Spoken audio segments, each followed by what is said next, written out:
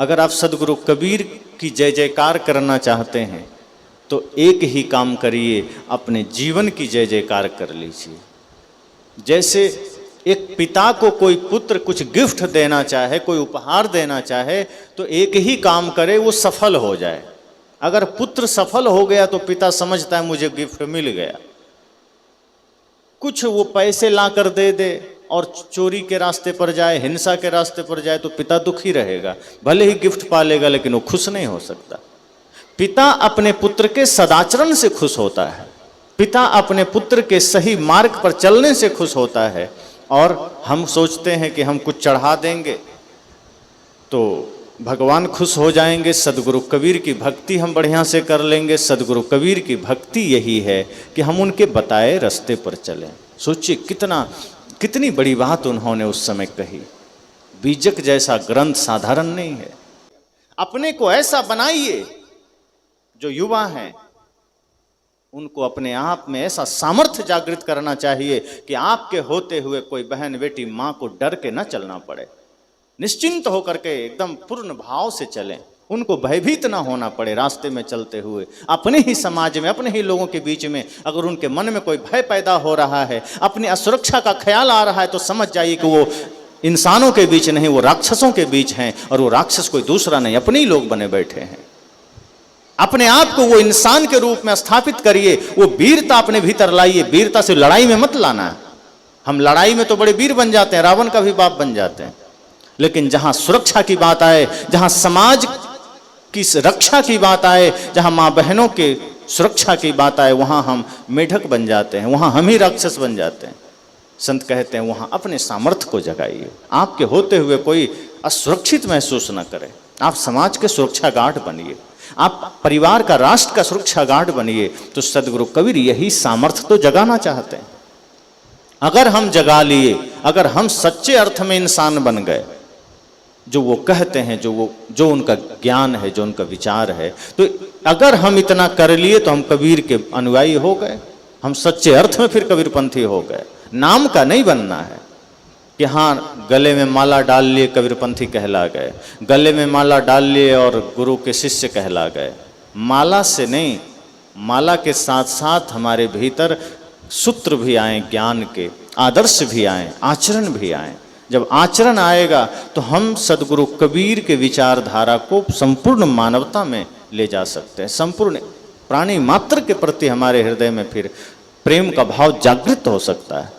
तो मैंने कहा कि सोचिए उस वक्त सदगुरु कबीर को कितनी पीड़ा झेलनी पड़ी होगी, कितना कष्ट झेलना पड़ा होगा, लेकिन उन्होंने सत्य कहा।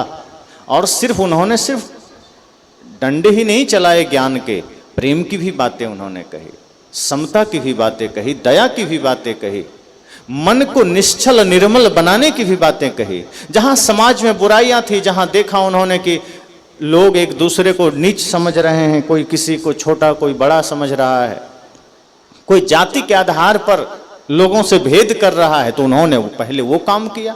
पहले जातिवाद पर प्रहार किया, भगवानवाद पर प्रहार किया। उन्होंने देखा होगा कि कोई आदमी हाथ जोड़कर बैठा है, कुछ करता नहीं है, कहता है भगवान की कृपा होगी तो हो जाएगा। कई लोगों से आप कहिए सत्संग में चलोगे, तो आदमी क्या कहता है, हाँ मन तो था लेकिन अब देखिए भगवान की इच्छा होगी तो जाएंगे। अब वही आदमी उस समय तंबाकू खा रहा है, पूछिए इच्छा है भगवान की कि तुम्हारी? तंबाकू किसकी इच्छा से खा रहे हो? तब कहता है ये तो अपने मन से। तो मतलब सत्संग में जाने के लिए भगवान की इच्छा चाहिए, और शराब की दुकान पर जाने के लिए अपनी इच्छा। तो सारे गलत काम तुम अपनी इच्छा से कर रहे हो, और अच्छे काम करने में भगवान की इच्छा चाहिए। सारे पाप अपनी इच्छा से कर रहे हो, और यदि सब कुछ भगवान की इच्छा से होता है तो फिर सारे अत्याचार तुम भगवान की इच्छा से कर रहे हो। और अगर भगवान की इच्छा से कोई पाप कर रहा है, फिर वो भगवान हो ही नहीं सकता, फिर वो शैतान होगा। जो भगवान होगा उसकी इच्छा से अगर बुरे काम की बात आ रही, इसका मतलब भगवान नहीं हो सकता। और जो भगवान होगा उसकी इच्छा से फिर धर्म के काम होंगे। तो आदमी कह देता है कि क्या करें, मन तो था लेकिन भगवान की इच्छा, भगवान की माया, सब ही नचावत राम गोसाई।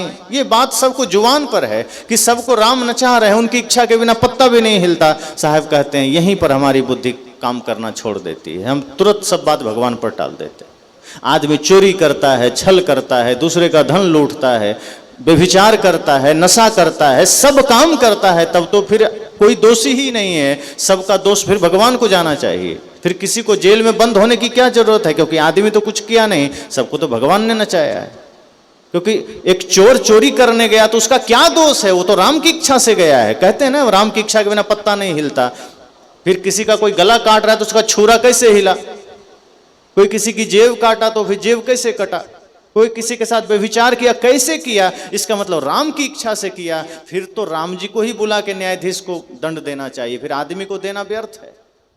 सत्य तो यह है कि आदमी अपने मन का मालिक है और पाप का पुण्य का जिम्मेदार स्वयं है, कोई राम उसका जिम्मेदार नहीं है। वही राम स्वयं कहते हैं, काहुन को सुख दुख करदाता, निज कृत कर्म भोग सुनु भ्राता। वही कहते हैं कि ये सुख दुख देने वाला कोई नहीं है, कोई जिम्मेदार नहीं है, अपने ही निज कृत कर्मों से हम सुख दुख पाते हैं। इसलिए हमें सजग होना है, जागृत होना है। हम हाथ जोड़कर बैठ जाते हैं कि राम की इच्छा होगी। तो सदगुरु कबीर ने कहा, जो व्यक्ति भगवान के नाम पर बैठा है वो फिर निकम्मा हो गया समझना, वो कुछ नहीं कर पाएगा जीवन में। और दूसरी समस्या भाग्य की है। किसी से कहिए सत्संग में चलोगे तो वो फिर दूसरा जो भाग्य का मारा आदमी है वो कहता है हाँ मन में तो था लेकिन भाग्य में होगा तब। अब वो भाग्य में होगा तो भाग्य में तुम्हारा वहां बैठा लिखा है, भाग्य में तुम सारे पाप कर रहे हो, धर्म के कार्य में भाग्य में होगा। कहते हैं भाग्य जागृत करना पड़ता है, भाग्य बनाना पड़ता है। और सच तो ये है कि भाग्य आप खुद लिखते हैं, कोई भगवान ने आपका भाग्य नहीं लिखा है। अगर भगवान ने आपका भाग्य लिखा होता तो सबका भाग्य चमका हुआ होता, सुंदर होता। किसी के भाग्य में गलतियां नहीं होती, पाप नहीं होते, दरिद्रता नहीं होती। अगर भगवान के हाथों सबकी नियति लिखी गई होती, भगवान के हाथों भाग्य लिखा गया होता तो सबका एक समान होता। एक फैक्ट्री में अगर एक क्वालिटी का साबुन बनते, मान लीजिए कोई भी आप साबुन यूज करते हैं, अगर वो आप कहीं से भी लीजिए सबका क्वालिटी वजन एक जैसा होगा। आप कोई भी जगह से लीजिए सब जगह एक जैसा। तो अगर एक भगवान के द्वारा ही सबका भाग्य लिखा गया होता तो इस धरती पर जितने इंसान हैं सबका भाग्य एक जैसा होता, अलग होता ही नहीं। लेकिन भाग्य हम खुद लिखते हैं। तो किसी ने कहा कि हम अगर खुद लिखते हैं तो हम इतना गलत क्यों लिख दिए और हमें खुद पता क्यों नहीं हमने लिखा। संत कहते हैं क्योंकि आप इतनी बेहोशी में लिखते हैं कि आपको खुद पता ही नहीं कि आप लिख क्या रहे हैं, क्योंकि हम लिख बेहोशी में रहे हैं। अब बेहोशी में लिखने का मतलब है कि बेहोश हैं तभी तो गाली गलौज करते हैं, होश में हो तो किसी को गाली देंगे। बेहोश हैं तभी तो नशा करते हैं, बेहोश हैं तभी तो झूठ बोलते हैं, बेहोश हैं तभी तो छल करते हैं, बेहोश हैं तभी नफरत घृणा ईर्ष्या करते हैं। और सच तो यह है कि हमारे द्वारा किया गया ये फालतू के कर्म ही हमारा भाग्य बनता है। और हमने सारे कर्म बेहोशी में किए हैं तो बेहोशी में किया गया कर्म ही हमारा भाग्य बन गया और अब वही सामने आता है, कोई भगवान थोड़े दिया है। तो आदमी भाग्य के भरोसे सत्संग में नहीं जाता, भगवान के भरोसे सत्संग में नहीं जाता। साहब ने कहा भाग्यवाद छोड़ दो, भगवानवाद छोड़ दो, तो क्या पकड़े? साहब ने कहा पुरुषार्थवाद पकड़ो, पुरुषार्थ करो। इस जीवन में, इस वक्त वर्तमान में कर्म करो, पुरुषार्थ करो, सब कुछ कर सकते हो। ये मनुष्य शरीर कर्म की भूमिका है, यहां आप सब कुछ कर सकते हैं। कर्म का लिखा हुआ भी मिट सकता है, किए गए पाप फल भी मिट सकता है, और ये इसी मनुष्य शरीर में हो सकता है। सांप से छुंदर में चले गए तो कुछ नहीं होगा, कुत्ता बिल्ली गाय गधा बैल में चले गए तो कुछ नहीं होगा, वहां सिर्फ फल भोगना है, समझना, वहां सिर्फ फल मिलेगा। जो कुछ भी आप कर सकते हैं इसी मनुष्य शरीर में कर सकते हैं। यहां अंगुलीमाल भी अपने कर्मों को मिटा करके, अपने पाप के फल को मिटा करके साधु बन गया। यही मनुष्य शरीर है भूमिका। यहां रत्नाकर जैसे दुर्धर्ष अत्याचारी भी अपने कर्म फल को मिटा करके सन्यासी बन गया, वाल्मीकि जैसे ऋषि बन गए। संत कहते हैं यही जीवन कर्म की भूमिका है। आप अपने भाग्य अगर गलत लिख चुके हैं तो उसे सही भी कर सकते हो, अगर आपके भाग्य में कुछ पाप आ गया है उसे भी ठीक कर सकते हो। क्यों? क्योंकि ये कर्म भूमिका है मनुष्य देह। ये मुक्ति पथ पर ले जाने के लिए मिला है, ये भक्ति के मार्ग में चलने के लिए मिला है, ये खेलने खाने के लिए नहीं मिला। ये मनुष्य जीवन मिला ही है भक्ति करने के लिए। अगर अब की चूके तो पता नहीं फिर कब मिलेगा मौका, कोई नहीं जानता। इसलिए ये मत सोचना कि ये जीवन हमें बस हंसने खेलने खाने के लिए मिला है। हंसी तो है नहीं, खेलना खाना रह गया और खेल भी नहीं रहा। अब रिश्तों में खिलवाड़ शुरू हो गया। मित्रता में खिलवाड़ शुरू हो गया, माता पिता के साथ खिलवाड़ शुरू हो गया। साहब ने कहा ये भाग्यवाद, भगवानवाद को छोड़ दो, पुरुषार्थवाद। और पुरुषार्थ अर्थात वह कर्म, वह अर्थ जो श्रेष्ठ है। पुरुषार्थ करो, मेहनत करो, कर्म करो, और जब पुरुषार्थ करेंगे तब परमार्थ भी होगा, तब धर्म भी होगा, तब सेवा भी होगी, तब जगत कल्याण भी होगा। और यही भाव लेकर हम सबको चलना है। सदगुरु कबीर ने यही भाव जागृत किया। तो सदगुरु कबीर को अगर मानते हैं, तथागत बुद्ध को मानते हैं, तो ये समझ लीजिए कि अहिंसा तो जीवन में होनी ही चाहिए। नशा तो बिल्कुल भी नहीं होनी चाहिए। किसी भी प्रकार की नशा करते हैं, संकल्प ले लीजिए कि जीवन थोड़ा है, नशा कर कर के हम शरीर जो साधन मिला है हम इसे भी बर्बाद कर रहे हैं। सोचिए आपकी गाड़ी पेट्रोल की गाड़ी है, आप अपनी गाड़ी को पेट्रोल पंप पर ले जाते हैं तो क्या करते हैं, उसमें कहते हैं कि अच्छा चलो आज डीजल ही डाल दो। आप जानते हैं पेट्रोल की गाड़ी है, डीजल डालेंगे चलेगी ही नहीं। या टंकी में पेट्रोल ख़त्म हो गया तो पानी भरते हैं क्या, जानते हैं इंजन खराब हो जाएगा। एक गाड़ी के लिए आपको इतना ख्याल है कि गाड़ी खराब ना हो जाए। ये शरीर तो उससे भी ज़्यादा कीमती है, इसमें तो जो देना है वही देना है। इसमें हम क्या क्या दिए चले जा रहे हैं। तंबाकू दे रहे हैं, तंबाकू देने के लिए शरीर है। मांस दे रहे हैं, और कुछ लोग तो आज फार्मूला चला दिए कि अंडा शाकाहारी होता है। अब खाना है, जिह्वा लोलुपता है, तो अंडा को शाकाहारी बना दिए। अरे भाई, जिस अंडा से बच्चे का जन्म हो रहा है, शिशु, उसमें से प्राणी का जन्म हो रहा है, जिसमें रज-बीर्ज है, रक्त है, वो शाकाहारी कैसे हो जाएगा। शाकाहारी वो चीजें हैं जो प्रकृति से मिलती है, अर्थात जड़ से मिलती है, जो पौधों से मिलती है, वो शाकाहारी है, जो स्वाभाविक मिलती है। और मांस खाने की योग्य चीजें नहीं है। मैं कहा करता हूं कि पहले राक्षस होते थे तो उसकी पहचान क्या थी, मदिरा पीता था, मांस खाता था, व्यभिचार करता था, धर्म का विरोध करता था, इंसानों को मारता था, इसलिए उसे राक्षस कहा गया। आज वही कर्म जो जो कर रहा है वही राक्षस है, दूसरा कौन। और अगर हम वही कर्म नहीं छोड़े तो हम राक्षस ही रह जाएंगे।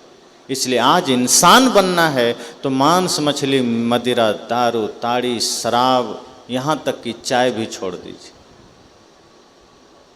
चाय में भी निकोटिन नाम का जहर होता है। मैं चर्चा किया करता हूँ, हालांकि इसमें से हमें लगता है 100% लोग तो नहीं, 99% चाय पीते होंगे। एक बचा देता हूँ, हो सकता है कोई एक आध ना पीते हो तो झूठ हो जाएगी मेरी बात। हाँ देखिए, एक सज्जन नहीं पीते। कौन कौन चाय नहीं पीते हैं, कितने लोग हैं, चलिए 3-4 लोग हैं, इसलिए मैं 99 ठीक ही कहा। तो चाय नहीं पीते हैं, बहुत अच्छी बात है, क्योंकि अपना जो भारतवर्ष है ये चाय के अनुकूल ही नहीं है। लेकिन भारत में चाय जहर का कारण बन रहा है। और अंग्रेज आए तो चाय लेकर आए। सबसे चालाकी अंग्रेजों ने क्या किया, हमारे भारत वो आए तो हमारे यहाँ की जड़ी बूटी औषधियाँ सब ले गए और वो अपने यहाँ का कचरा यहाँ दे गए।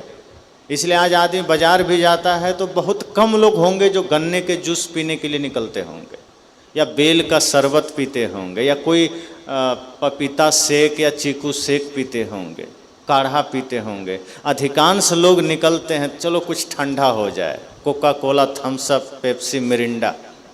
अब वो पहुंच जाएंगे कुछ ठंडा हो जाए, उनको लगता है वाह हम कितने अच्छे लोग हैं, आधुनिक लोग हैं, हम कोका कोला पी रहे हैं। और कोई गन्ने का जूस पी रहा है तो वो उसको देखकर ऐसे हंसते हैं जैसे वो कितना बड़ा अपराध कर रहा है, जबकि वो नासमझ है जो कोका कोला पी रहा है।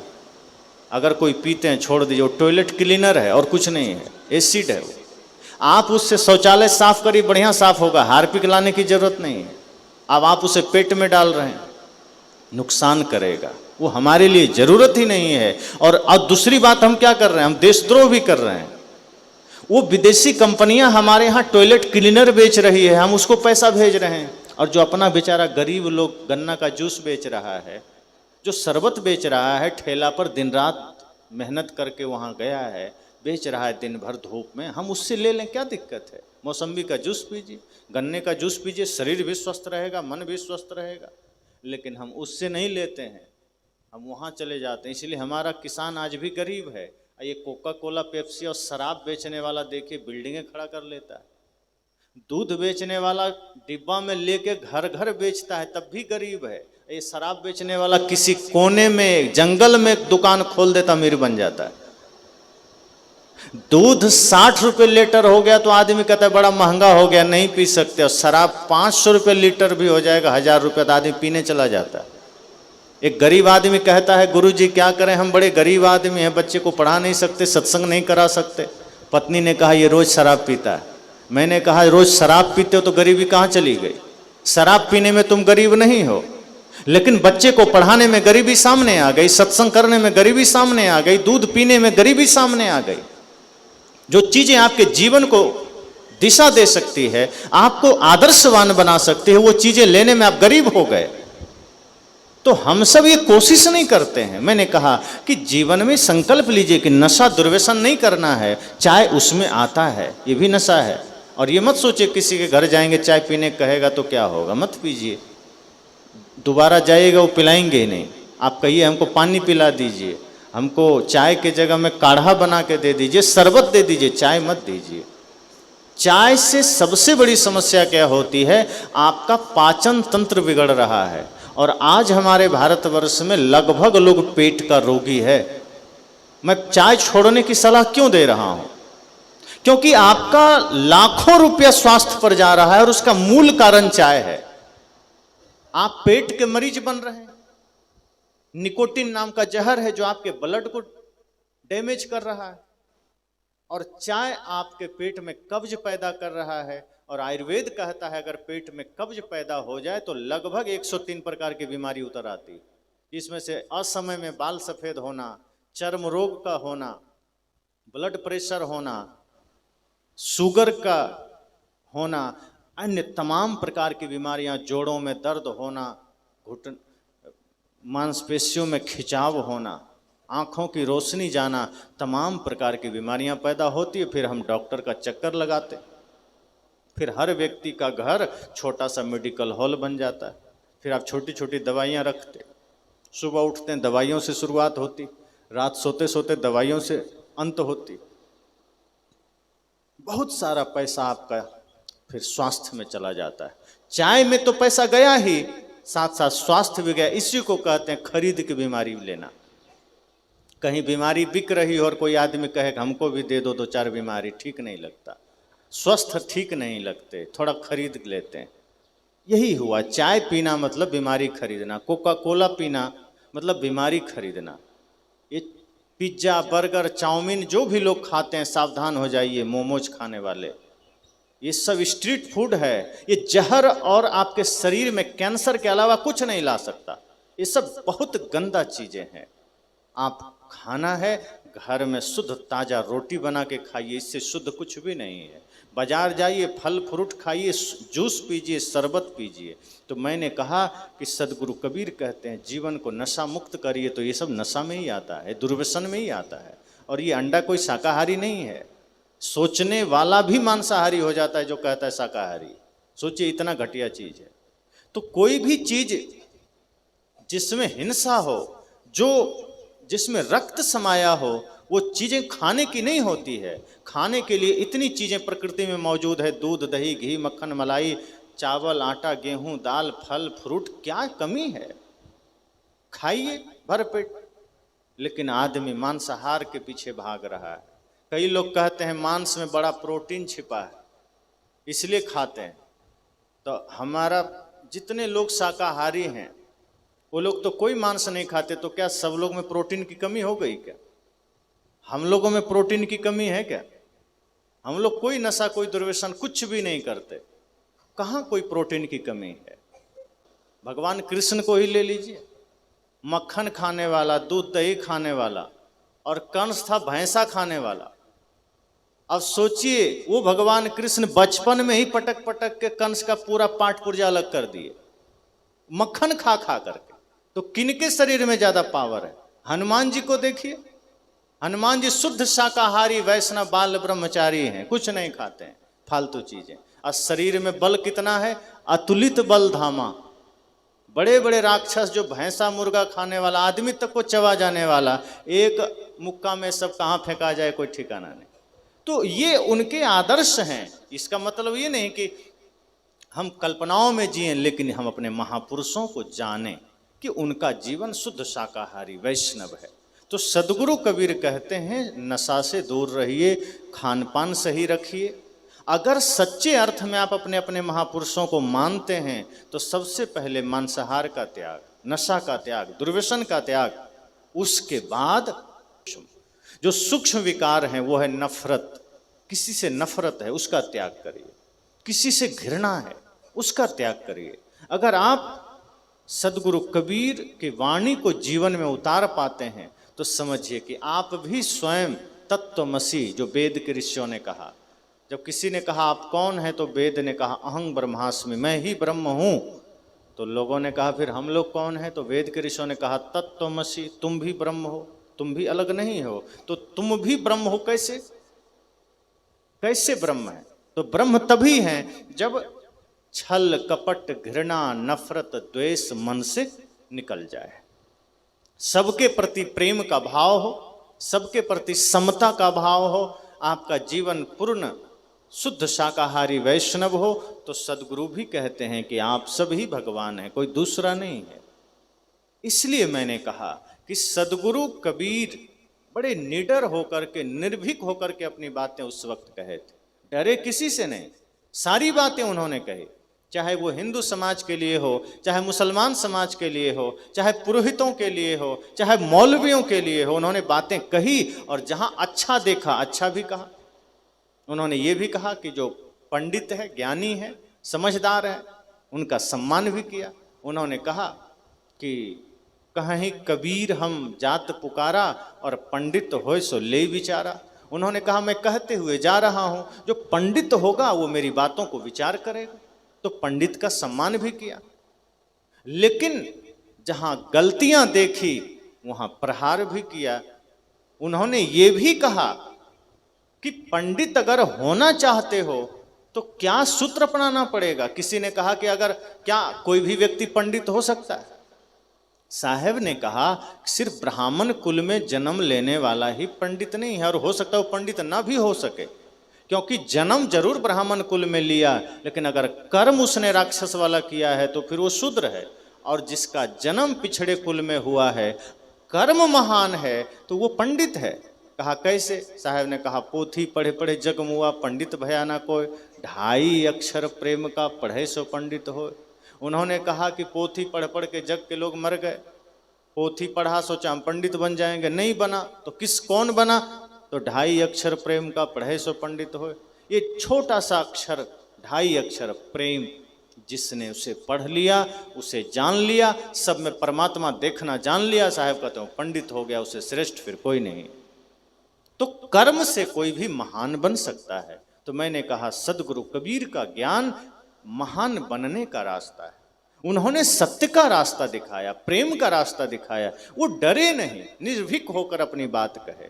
और आज हम सब का भी कर्तव्य है कि हम सब भी अपनी बात निर्भीकता से रख सकें, लेकिन वो हर जगह नहीं कि कहीं भी कठोरता से बात करें। जहां आवश्यकता पड़े वहां कठोर भी बनना है, जहां जरूरत पड़े वहां अनुशासन से भी कहना है, प्रेम से भी कहना है। तो सदगुरु कबीर कहते हैं कि मैं प्रेम की भी बात करता हूँ, मैं विनम्रता की भी बात करता हूँ, और जो मेरी बातों को मानेगा ये फिर वही गुरु, हम चेला। जो मेरी बात को मान लेगा वो गुरु हो जाएगा, मैं चेला बनने को तैयार हूँ। साहब इतने विनम्र हो जाते हैं। वे कहते हैं कहीं कबीर जो अब की बूझे सोई गुरु हम चेला। वे कहते हैं जो इस बार को मेरी बातों को बूझेगा वही गुरु, मैं चेला। तो सदगुरु कबीर के इस क्रांतिकारी स्वरूप को हमें जानना है। हमें सिर्फ उनकी बातों को पढ़ना नहीं है, उस पर चलना है। हमें सिर्फ उनकी बातों को रटना नहीं है, उसको जीना है।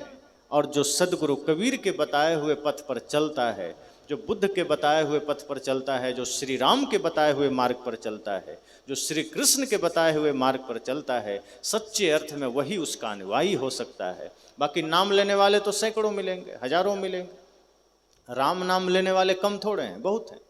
लेकिन किनके जीवन में राम का आदर्श है? राम की मूर्तियां तो मंदिर में आ जाती है, राम का आदर्श हमारे दिल में आता ही नहीं है। राम की मूर्तियों को तो हम स्थापित कर देते हैं, लेकिन राम का ज्ञान, राम का चरित्र हम अपने हृदय में स्थापित कहाँ कर पाते हैं।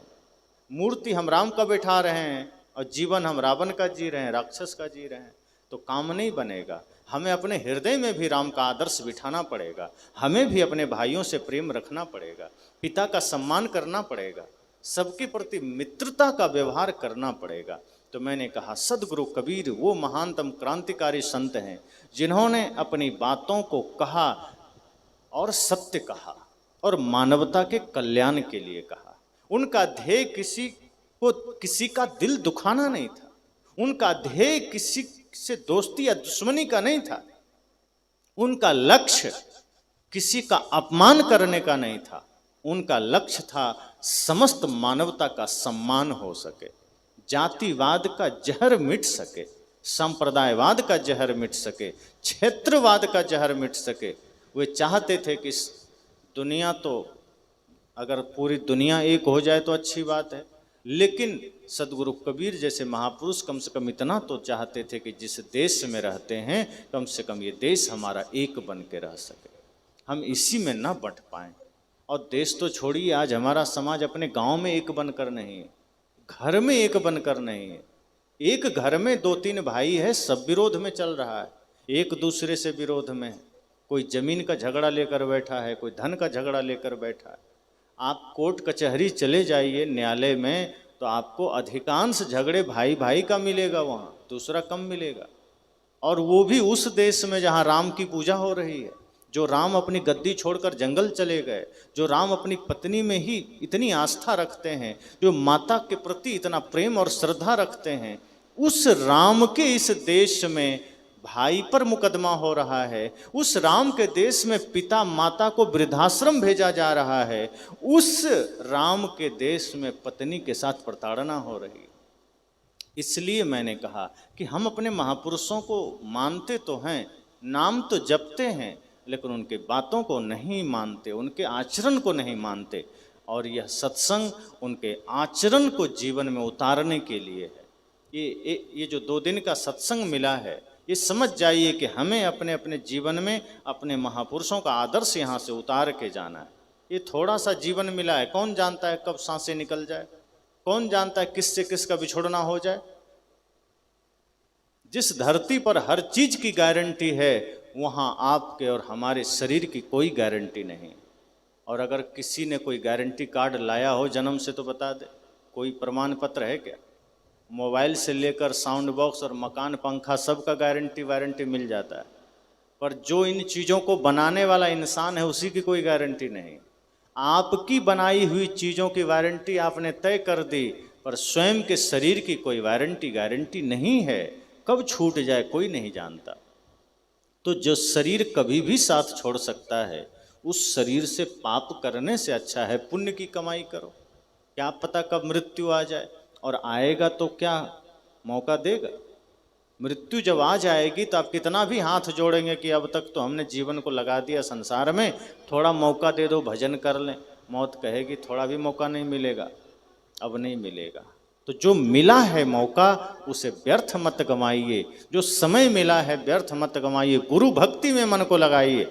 इस धरती पर अगर कहीं से आपको ज्ञान और सूत्र मिलेगा, सदगुरु संत से मिलेगा, गुरु से मिलेगा, तो गुरु से जुड़िए, गुरु से ज्ञान लीजिए और गुरु के बताए हुए रास्ते पर चलिए। आपका घर भी स्वर्ग बनेगा, जीवन भी स्वर्ग बनेगा, आपका समाज भी आदर्श बनेगा।